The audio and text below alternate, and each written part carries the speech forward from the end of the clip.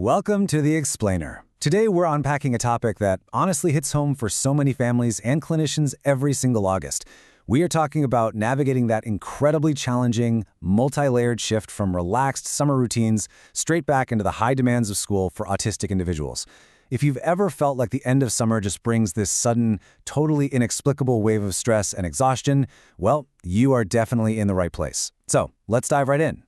Why won't they do it? Man, it's such a common, deeply frustrating question that caregivers, teachers, and, let's be honest, even clinicians often ask when faced with severe transition struggles. I mean, you see an individual who is doing perfectly fine in July, right? But suddenly, in August, they're unable to get out of bed, they can't complete basic tasks, or manage their emotions. From the outside, it looks like resistance. It kind of just looks like a lack of motivation.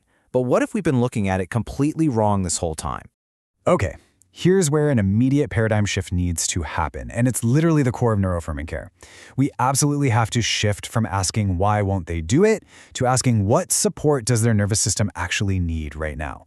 We have to step away from viewing this behavior as simple non-compliance and really start viewing it as a biological nervous system response to incredibly overwhelming demands. So here's our roadmap for today. We're going to cover the transition struggle, executive functioning demands, the nervous system response, clinical support strategies, CBT and practical interventions, and finally, building community and connection. Section 1. The transition struggle. More than just a calendar change. Look, what might seem to the outside world like a simple, everyday return to school actually involves a massive, heavy, and largely invisible burden. And autistic individuals dealing with major shifts in sensory experiences all at once. Just think about a loud, chaotic cafeteria compared to a quiet living room. On top of that, there are sudden changes in social expectations, really intense emotional regulation demands, and altered sleep patterns. All of these factors stack up fast to create massive cumulative stress. Moving on to Section 2, Executive Functioning Demands, the Context Dependency. So it turns out executive functioning is heavily context-dependent. The cognitive processes that help us, plan, organize, and start tasks, they don't operate in a vacuum. And this is the major misconception we really have to break. Just because someone managed their responsibilities super well during those low-demand days of summer doesn't mean those skills are going to automatically generalize to a high-demand school environment. A sudden struggle isn't a regression at all. It's a completely expected response to increased environmental demands and decreased predictability. It helps to think of the brain's processing capacity kind of like a bottleneck. When sleep schedules shift, sensory input ramps up and workload increases, and it all pours into the system at the exact same time, the executive functioning system just gets jammed.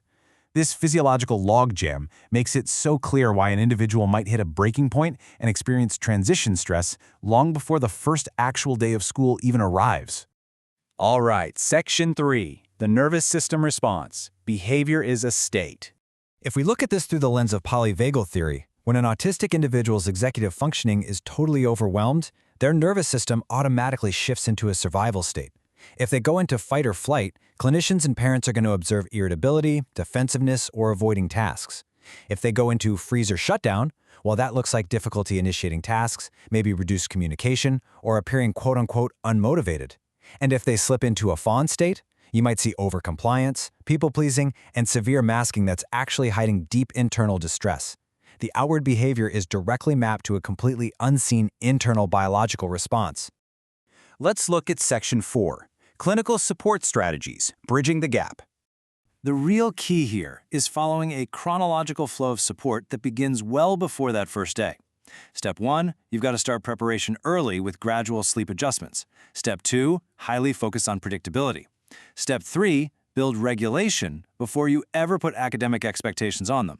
Step 4, normalize adjustment periods.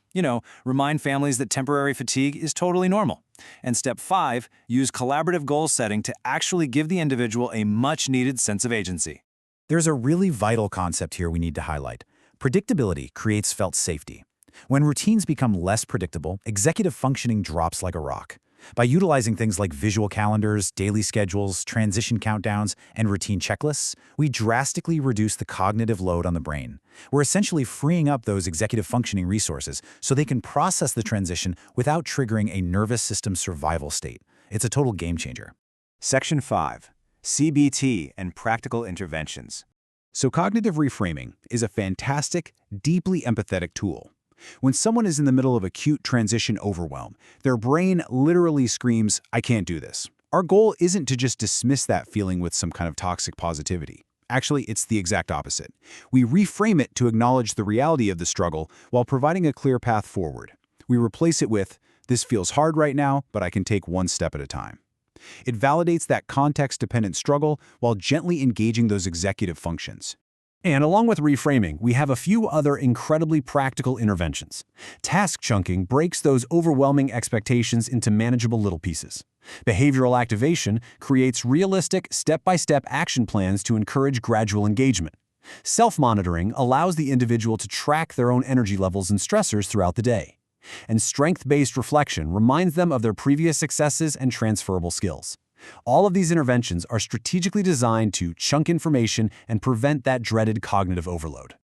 As you can see, all of these elements are deeply interconnected. It's like a giant puzzle. The initial impacts on the individual trigger executive functioning challenges, which then shift the nervous system into those survival states, which in turn requires these specific clinical and CBT interventions we just talked about. The whole shebang flows together to create a really holistic picture of how we can better manage these routines. Finally, Section 6, Building Community and Connection.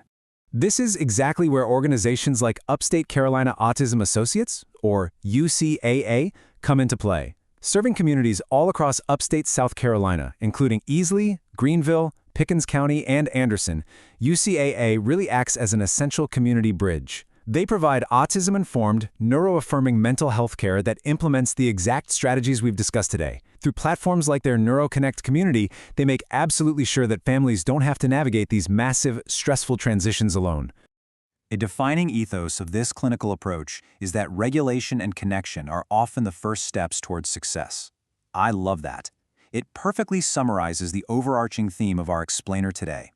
We simply cannot force adaptation or compliance. We have to regulate the nervous system first, build a connected, predictable environment, and then the executive functioning success will organically follow. Which leaves us with this final question. I want you to think about your own clinical practice, your classroom, or your home. How will you shift your focus from expecting immediate performance to prioritizing nervous system regulation during your next big transition? It's a fundamental paradigm shift for sure, one that turns a stressful, overwhelming struggle into an amazing opportunity for true neuroaffirming support and long-term well-being. Thanks so much for joining me on this explainer, and I really hope you leave with a whole new perspective on transitions. Catch you next time.